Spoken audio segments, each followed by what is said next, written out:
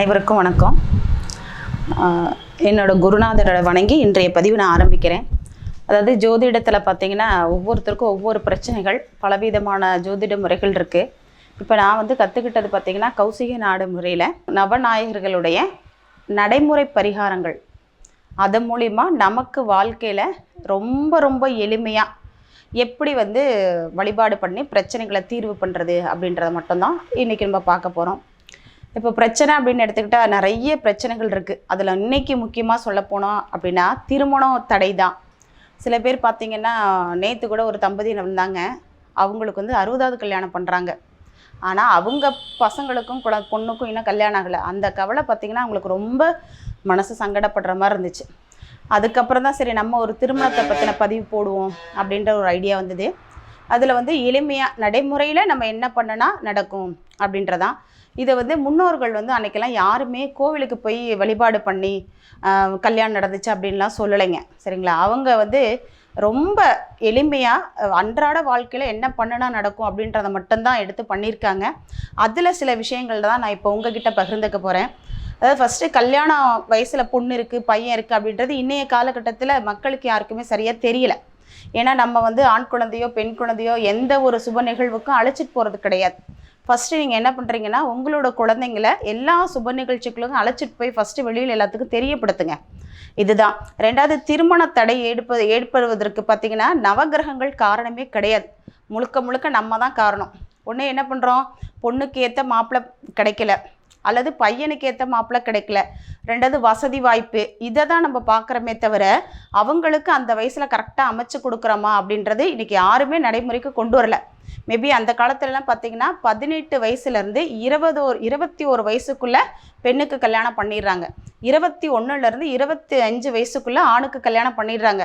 அப்போ 30 வருடங்களுக்குள்ளே அவங்களோட தேவைகள் எல்லாமே பூர்த்தி ஆகிட்டு அடுத்த கட்ட நடவடிக்கை சம்பாதித்தோம் சேர்க்கை அப்படின்ற மாதிரி போகிறாங்க.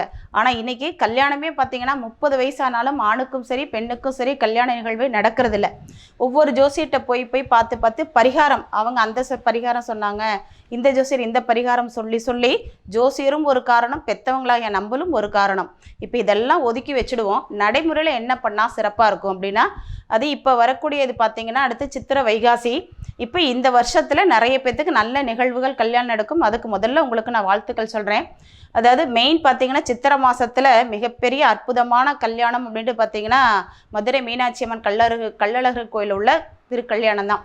ஃபஸ்ட்டு கல்யாணம் ஆகாத அத்தனை பெண்களும் சரி பையன்களும் சரி முதல்ல அங்கே போய் வழிபாடு பண்ணிட்டு வாங்க. ரெண்டாவது, கல்யாணம் எங்கே நடந்தாலும் நேரில் கூட்டிகிட்டு போய் அந்த பொண்ணு மாப்பிள்ளை தாலி கட்டுறதை பார்க்க வைங்க. அப்படி இல்லையா தொணை பொண்ணு தொணை மாப்பிள்ளை இதுலையாவது நிற்க வைங்க, கலந்துக்க வைங்க. ஏன்னா இப்படி கலந்துக்கிறப்ப தான் சரி இங்கே பொண்ணு இருக்குது இங்கே பையன் இருக்குது அப்படின்ட்டு அவங்களுக்கு தெரிய வரும்.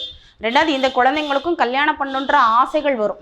அப்போ ஆசை வந்துட்டாலே எல்லாமே நமக்கு பிரபஞ்சம் மூலமாக கிடைக்கும் அப்படின்றது ஒரு ஐதீகம். ரெண்டாவது, இது ஒரு வழிபாடு. அடுத்து பார்த்தோம் அப்படின்னா பொண்ணுக்கும் பையனுக்குமே ரெண்டாவது பிடிச்சிருக்கா பிடிக்கலையா அப்படின்றத விட ராகு கேதுகள் இருக்கா செவ்வாய் இருக்கா இப்படின்னு தான் நீங்கள் பார்க்குறீங்களே தவிர அந்த பிளானட்டெல்லாம் எப்போதுமே யாருக்கு எந்த தீமையும் பண்ணலை. இன்ன வரைக்கும் ராகுனால கெட்டுச்சு கேதுனால கெட்டுச்சு செவ்வாய்னால கெட்டுச்சுன்னு எந்த புக்லையும் எழுதலை, சரித்திரத்தையும் எழுதலை. ஜோசியராக நம்ம தான் அதை சொல்லிக்கிட்டு இருக்கோம். தயவுசெய்து அதை ஃபஸ்ட்டு எல்லாரும் நிறுத்துங்க, நம்பாதீங்க. ரெண்டாவது, அவங்க களத்திரக்காரகன் சொல்லக்கூடிய கிரகங்கள் வலுவாக இருக்கா, 6, 8, 12 மறையாமல் இருக்கா, சுபர் பாவரோட சேர்ந்து இருக்கா, கல்யாணம் பண்ணால் இந்த குழந்தைக்கு ஆயுள் நல்லா இருக்கா அந்த குழந்தைக்கு நல்லா இருக்கா, உங்களுடைய குலதெய்வத்துடைய அனுகிரகம் அவங்களுடைய குலதெய்வத்துடைய அனுகிரகம் இருந்தாலே போதுமானது. அவங்களுடைய திருமண வாழ்க்கை சிறப்பாயிரும். அடுத்து பெண் அப்படின்னு எடுத்துக்கிட்டோன்னா திருமணத்துக்கு என்ன பண்ணனா சிறப்பு அப்படின்னா, உங்களுடைய வீட்டில் பெண்கள் இருந்தால் உதிரிப்பூ இருக்கும் பார்த்தீங்களா, அதெல்லாம் டெய்லி கட்ட சொல்லுங்கள். கட்டி உங்களுக்கு பிடிச்ச இஷ்டமான தெய்வத்துக்கு வழிபாடு பண்ணி போட்டிங்கனாலே போதுமானது. ஏன் அப்படின்னு கேட்டிங்கன்னா, பூ மங்களகரமானது, நூலில் கட்டுறப்போ முடிச்சு அப்படின்றது அப்போ நமக்கு ஆட்டோமேட்டிக்காக தாலி ஏறக்கூடிய பாக்கியங்கள் உண்டு. இதே ஆண்கள் என்ன பண்ணலாம் அப்படின்னு கேட்டால் அவங்க ரொம்ப சிம்பிள் தான்.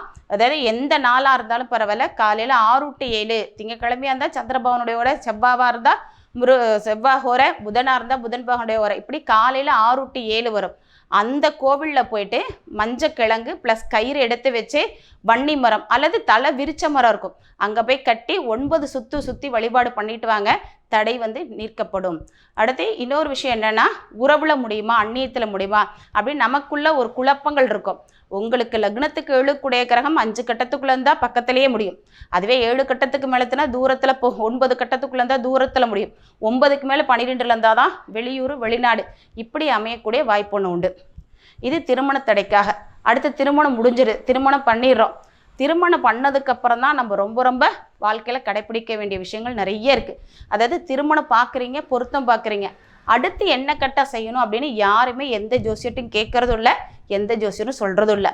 முதல்ல திருமணம் முடிஞ்சதுக்கப்புறம் அவங்களுக்கு கம்பல்சரி சாந்தி முகூர்த்தம்னு ஒன்று சொல்லுவோம். அது நல்ல நேரத்தில் இருந்தால் மட்டும்தான் அடுத்த நிகழ்வுகள் நல்லதாக வரும். 1 வருடங்கள் கல்யாணம் முடிஞ்சதுக்கப்புறம் நீங்கள் ஜோதிடரோட தொடர்பில் இருங்க. எப்பப்போ என்னென்ன நமக்கு பிரச்சனைகள் வருது, நம்ம என்ன பண்ணணும், எந்த கோவிலுக்கு போகணும், இந்த மாதிரி வழிபாடு மாதம் 1 முறை கேட்டு நீங்கள் செஞ்சீங்கன்னா உங்களுக்கு கரு உருவாகிறப்ப கூட எந்த குறையும் இல்லாமல், அந்த குழந்தை பிறக்கிறப்ப கூட எந்த குறையும் இல்லாமல் நல்ல நிகழ்வுகள் நடக்கக்கூடிய வாய்ப்பு ஜோதிடர்களாக உங்களுக்கு அவங்க சொல்ல முடியும். இது மூலிமா திருமண வாழ்க்கை சிறப்பாக அமையும். அடுத்து பார்த்தோன்னா 60ஆம் கல்யாணம் அப்படின்னு ஒன்று சொல்லியிருந்தேன். உண்மைதாங்க. சில பேருக்கு பார்த்தீங்கன்னா 60 வயசுக்கு மேலே அம்மா அப்பா கல்யாணம் ஆனதுக்கப்புறமும் குழந்தைங்களுக்காக கூடிய வாய்ப்பு ஒன்று உண்டு. அப்போது அந்த 60ஆம் வயசு கல்யாணம் பண்ணுறாங்கல்ல, அந்த தம்பதியினருக்கு உங்களால் என்ன முடியுமோ அந்த உதவியை நீங்கள் செய்யுங்க. உங்கள் பொண்ணுக்கும் பையனுக்கும் தடைப்பட்ட கல்யாணம் நீங்கும். சப்போஸ் என்னால் அப்படி எதுவுமே செய்ய முடியலன்னா ரொம்ப சிம்பிள். இன்றைக்கி எல்லாமே யூடியூப் சேனலில் வருது. ஒரு நாளைக்கு தொடர்ந்து குறைஞ்சது ஒரு 15 தடவையாவது அல்லது 15-20 முறையாவது திருக்கல்யாணம் போட்டிங்கன்னா பொண்ணு மாப்பிள்ளைக்கு கல்யாணம் நடக்கக்கூடிய நிகழ்வுகள் வரும். அதை நீங்கள் பார்த்துக்கிட்டே இருங்க. அப்போ உங்களுக்கும் சீக்கிரம் கல்யாணம் ஆகணும். இது சாத்தியமா அப்படின்னு கேட்டால் சாத்தியம்தான். ஒன்றும் இல்லை. இப்போ நம்ம வெளியில் எங்கேயாவது போகிறோம், ஒரு சினிமா படம் பார்த்தோன்னா அந்த பாட்டு பிடிச்சிருக்குன்னா திரும்ப திரும்ப கேட்குறோம்ல, கேட்டேன்னா நம்மளும் பாட ட்ரை பண்ணுவோமா? அதே மாதிரி தான் நம்மளும் கல்யாணத்துக்கான ஒரு நிகழ்வை திரும்ப திரும்ப பார்க்குறப்ப நம்ம வீட்லேயும் கெட்டி மேலே சத்தங்கள் கேட்கக்கூடிய வாய்ப்பு சீக்கிரம் விரைவில் வரும். இதை வந்து நான் என்னோட வர்ற கிளைண்ட்டுக்கெலாம் சொல்லியிருக்கேன்.